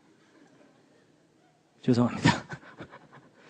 그래서 여러분 하나님께서 이 우주를 정말 완벽하게 수학적으로 설계해 놓으셨어요. 그리고 또 제가 뭘 또 느꼈냐면요. 하나님께서는 수학자들도 사랑하신다는 걸 제가 깨달았어요. 왜냐하면요. 지금까지 설명드린 이 내용들 문과분들한테는 방언이에요. 그렇죠? 근데 여러분 제가 이 내용을요. 공과대 학생들이나 이과 학생들이나 수학하는 학생들한테 이 강의를 해주면요. 눈이 반짝반짝해져요. 그러니까 여러분 수학은 수학자들에게 언어고 그렇죠? 음악은 음악하는 사람들에게 언어예요. 그러니까 각 영역에 있는 모든 사람들에게 하나님께서 메시지를 주시는 거라는 거죠. 그래서 하나님이 이 우주를 기가 막히게 디자인해 놓으셨어요. 완벽한 질서와 조화를 이루도록. 자, 그 다음에 이제 신약에 나오는 숫자의 비밀을 하나 말씀드리고 이제 마칠 텐데요. 여러분 신약에 나오는 숫자 중에 이 중요한 숫자가 이 숫자입니다. 153. 여러분 저 숫자 어디선가 본 듯하지 않으십니까? 문화유불편에 나오죠. 그렇죠? 거기 153이라고 나오죠? 그거 별로 눈여겨 안 보셨을 텐데요. 문화유불편에 써 있는 그 숫자가 바로 이 성경에서 따온 저 숫자입니다. 그래서 거기다 집어넣은 거거든요. 그래서 이제 이 숫자가 어디에 나오냐면 예수님이 부활하신 다음에 베드로에게 나타나셔갖고 이 베드로가 밤새 고기잡이를 하다가 한 마리도 못 잡았죠. 근데 예수님께서 이제 뭐라 그러시냐면 배 오른편에 그물을 던져라. 그랬더니 베드로가 고기를 왕창 잡았는데 몇 마리요? 그게 이제 153마리예요. 근데 이제 보통 사람들은 성경 읽으면서 많이 잡았네 이러면서 넘어가잖아요. 보통 그렇잖아요. 근데 여러분 저 숫자가 좀 이상해요. 왜냐하면 여러분 요한복음 21장 그 뒷부분을 보면요, 예수님의 행하신 일이 너무 많아가지고 그걸 일일이 기록한다면 그 분량이 엄청나기 때문에 이 세상 전체에도 두기 어려울 정도로 그 엄청난 일을 하셨다. 그 중에 정말 중요한 것만 추린 게 요한복음이다. 그 얘기예요. 맞죠? 그럼 여러분 사실 이 복음과 관계가 없는 내용이 이 요한복음서에 들어갈 리가 없어요. 아니 그냥 많이 잡았다 이러면 되는데 153마리 잡았다고 굳이 써놨잖아요. 그렇죠? 물론 이제 베드로야 시장에 내다 팔아야 되니까 자기 장부에다가는 153마리 이렇게 적을 수 있을지 모르지만 그게 무슨 복음과 관계가 있어갖고 뭐 153을 굳이 저렇게 썼냐는 거죠. 근데 여러분 저 숫자가 평범한 숫자가 아닙니다. 저 숫자가 무슨 숫자냐면요, 153이요. 여러분 히브리어로 베니 하 엘로힘이라는 요 말이 하나님의 아들들이라는 뜻이거든요. 근데 요 두 단어의 숫자 값이 153이에요. 우연일 수도 있고 아닐 수도 있는데 어쨌든 이래요. 근데 여러분 아까 성경 말씀이 완벽하게 수학적으로 짜여져 있다는 걸 기억하신다면 이게 우연이 아닙니다. 그러면 여러분 이게 하나님의 아들들이라는 이 단어의 숫자 값이 153이라는 걸 이해하고 나면 이 상황이 이해가 돼요. 여러분 베드로는 저 상황에서 밤새 고기잡이한 목적이 뭐였어요? 먹고 살려고. 그렇죠? 근데 한 마리도 못 잡았죠. 신경질 나고 배는 고프고. 그런데 예수님께서 짠하고 나타나셔서 내 말대로 해볼래? 그래갖고서 잡았는데 153마리를 잡았는데 그게 무슨 단어하고 관계가 있어요? 하나님의 아들들이죠. 그럼 예수님의 메시지가 아주 선명한 거예요. 뭐냐? 네가 육신의 양식을 위하여 일하지 말고 나와 함께 하나님의 아들들을 낚으러 가자. 여러분 예수님께서 맨 처음 베드로를 부르실 때도 그때도 고기 잡고 있을 때 부르셨잖아요. 그렇죠? 그러면서 뭐라 그러셨어요? 사람 낚는 어부가 되게 할 것이다 라고 데려가셨잖아요. 근데 예수님 따라다니다가 결국 마지막에 그냥 기절해버렸죠. 그렇죠? 예수님은 끝까지 따라가지 못하고. 그런데 예수님이 그때 다시 나타나셔갖고 하나님의 아들들이라는 사인을 주시는 거예요. 그리고 이 특징만 있는 게 아니고요, 이 153은 또 무슨 또 다른 속성이 있냐면요, 153은 17번째 또 정삼각수예요. 근데 여러분 1하고 7을 더하면 8이라 그랬죠? 새로운 시작과 관계되어 있어요. 그렇죠? 근데 여기서 끝나는 게 아니에요. 이 숫자가 무슨 숫자냐면, 여러분 153이라는 숫자가 어떤 숫자냐면 153은 1하고 5하고 3으로 이루어져 있죠. 근데 각각을 3승을 해보세요. 세제곱을 하면은 1하고 125하고 27이 되죠. 요 세 숫자를 한번 더 해보세요. 얼마가 나옵니까? 도로 153이 돼요. 거의 뭐 이해를 하신다기보다는 지금 거의 감상을 하시는 수준이 되셨습니다. 여러분 이런 수를 뭐라 그러냐면 트리플 큐브 넘버라 그러는데 각각을 3승을 했으니까 정육면체를 의미하는 거죠. 그렇죠? 근데 정육면체가 3개라는 얘기예요. 근데 여러분 아까 정육면체가 어떤 장소하고 관계되어 있다고 그랬죠? 지성소인데 저희가 거룩한 장소죠. 그럼 여러분 거룩함, 거룩함, 거룩함. 여러분 거룩하고 거룩하고 거룩하다. 지극히 거룩함이에요. 그럼 여러분 이 153이라는 숫자는 무엇을 상징하는 수냐면 거룩함을 상징하는 수예요. 여러분 거룩이라는 말이 뭐냐면 구별된다는 뜻이에요. 그렇죠? 구별된 수라는 거예요. 거룩함. 그럼 여러분 이게 거룩함이라는 걸 나타내는 거라면 이 상황이 더욱 확실해져요. 여러분 베드로 예수님을 배반했어요. 맞죠? 예수님이 부활하신 것까지 알지 모르지만 이미 예수님 앞에 나가기에는 자기는 배반을 했기 때문에 여러분 사람이 비전을 잃어버리면 죽는 이만 못해요. 그렇죠? 삶의 목적과 비전을 잃어버리면 죽는 이만 못한데, 그러고서 이제 틀렸다, 난 이제 먹고나 살자 이러면서 돌아간 거예요. 고향으로 돌아가서 밤새 고기잡이를 했는데 하나도 못 잡았어요.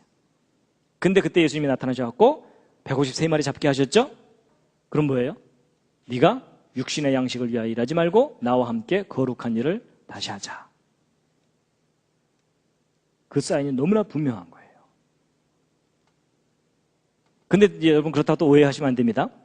베드로가 이제 일단 셌으니까는 153이라고 썼을 거 아니에요. 이제 베드로가 이제 한 마리, 두 마리, 세 마리, 네 마리 쫙 이러다가 맨 마지막에 153 이러는 순간 무릎을 탁 꿇고 오 주여 이게 트리플 큐브 넘버이옵나이다.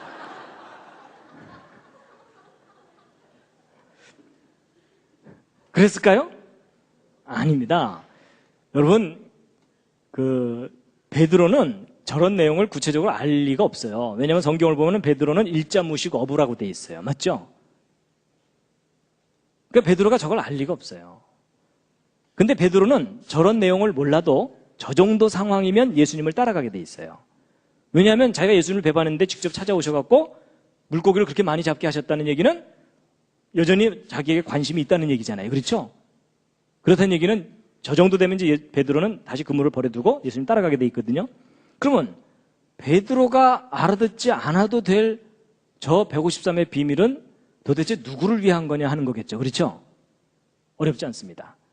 153이 거룩함을 나타내는 것이고 그게 트리플 큐브 넘버이고 거룩함을 나타내는 것이라는 것을 이해할 수 있는 모든 사람을 위한 메시지입니다. 바로 여러분과 저입니다. 그러면 그럼 차라리 하나님께서 그냥 톡 털어놓고 예수님께서 톡 털어놓고 야 나와 함께 거룩한 일을 하자 이러면서 그냥 데리고 가시면 되잖아요. 근데 왜 굳이 저렇게 숫자 속에 숨겨두셨을까요?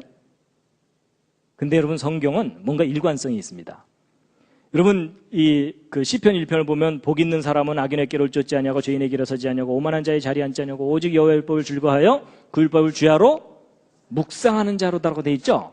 여러분 묵상이라는 게 뭐냐면 여러분 성경 말씀을 한 번 읽고 다 깨달을 수 있으면 더 이상 읽을 필요도 없고 묵상할 필요도 없어요. 맞죠? 근데 왜 하나님께서 우리에게 묵상을 하게 하시냐면은 한 번 읽고서는 뜻이 들어오지 않는 중요한 것들을 그 속에 숨겨두셨어요. 그건 되새기기만 알 수 있는데 단순히 명상만 한다고 되는 일이 아니에요.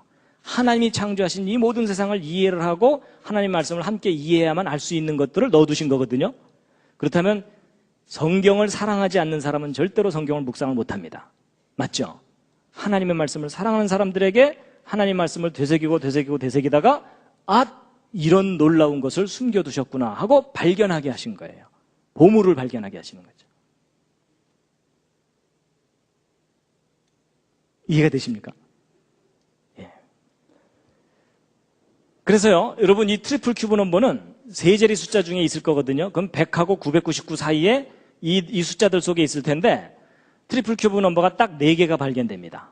그러니까 우주에 있는 숫자 중에 딱 요 4개만 트리플 큐브 넘버인데 153은 방금 베드로의 물고기 설명드렸죠? 370은 37 다입별 10개거든요. 그러니까 이것도 완전함과 관계된 거고요. 근데 371, 이것도 3의 3승, 7의 3승, 1의 3승을 더하면 371이 되거든요. 근데 저 숫자는 성경에서 여간해서 찾기 힘들어요. 근데 저 숫자가 무슨 숫자인지 혹시 아세요? 이게 무슨 수냐면요. 노아가 방주에 들어가 있던 날짜 수예요. 오 마이 갓. 여러분 노아가 방주에 들어가 있던 날짜 수가 정확하게 371일이에요. 근데 노아 방주가 어떤 장소예요? 거룩한 장소예요. 거기 들어가야만 그 다음 세상을 가요. 거룩함이에요. 그리고 이제 407은 이것도 여간해서 숫자 찾기 힘든데 창세기 1장 1절에 땅을 할 때 요거 숫자 값입니다. 근데 여러분 요 에트라는 숫자가 목적을 나타내는 그 단어라 그랬죠?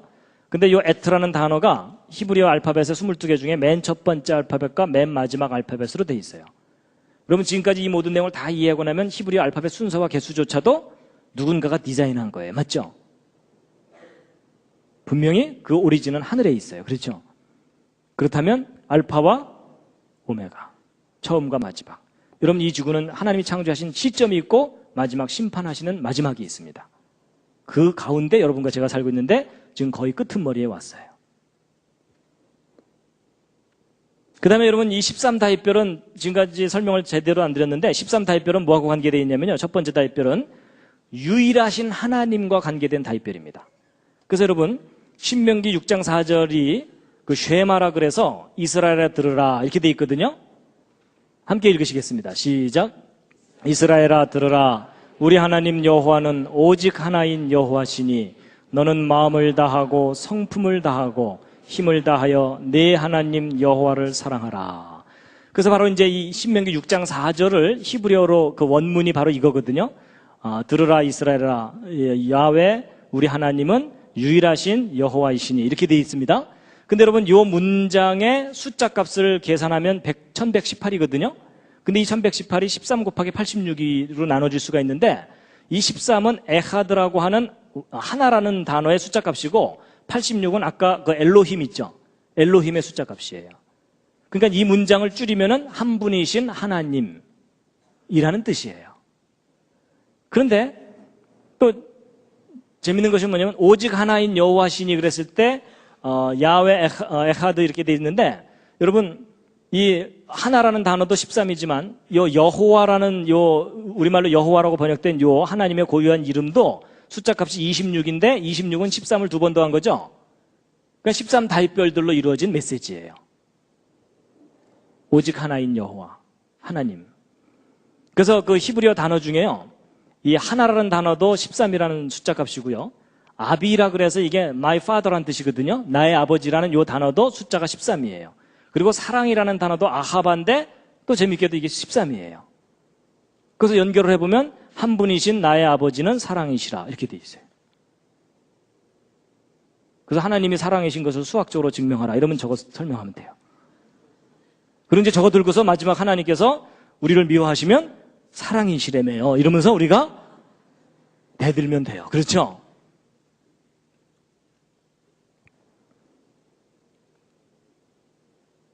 그리고 여러분, 요한복음 1장 1절도 아까 제가 맨 처음에 시작할 때 읽은 말씀이거든요. 태초의 말씀이, 함께 읽으시겠습니다. 시작.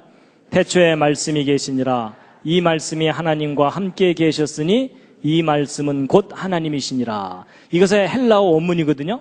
이 헬라어 원문에 아까 이 알파벳 숫자값 다 찾아서 계산하면 3627이 나오는데, 이게 39 곱하기 93이에요.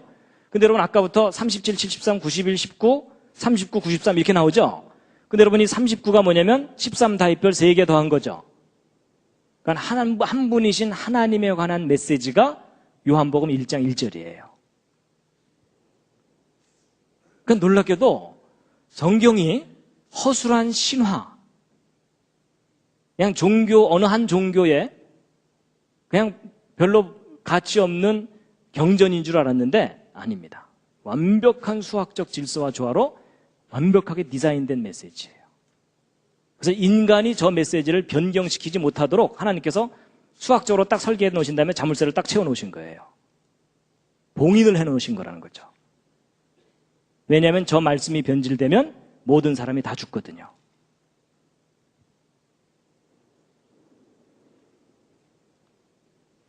자, 여러분, 오늘 길게 말씀드렸지만 요점은 참 간단합니다.